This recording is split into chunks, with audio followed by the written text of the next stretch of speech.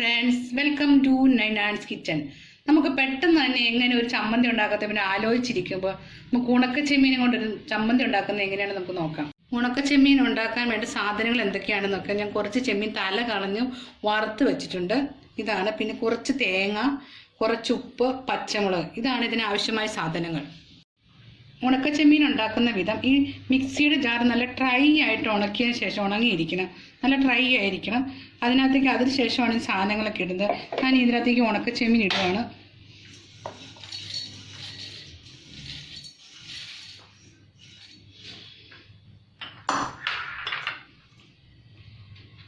അതിനുശേഷം ഞാൻ 6 പച്ചമുളകാണ് ഇവിടെ വെച്ചിരിക്കുന്നത്.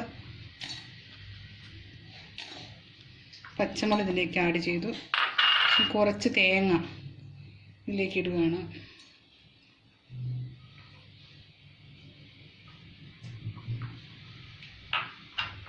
കുറച്ച് ഉപ്പ്.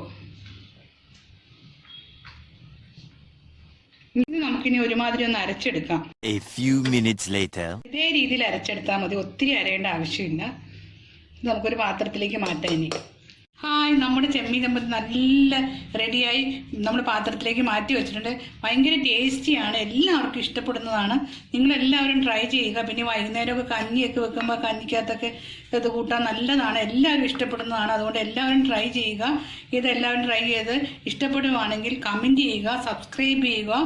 എൻ്റെ പുതിയ വീഡിയോസ് കാണാൻ വേണ്ടി ബെൽ ബട്ടണിൽ ലൈക്ക് ചെയ്യുക. സബ്സ്ക്രൈബ് ബട്ടൺ അമർത്തുക, ആ ബെല്ലൈക്കൺ അമർത്തുക. കമൻറ്റ് ചെയ്യുക, ലൈക്ക് ചെയ്യുക, ഷെയർ ചെയ്യുക. ഇതുപോലെ പുതിയ വീഡിയോകൾ കാണാൻ.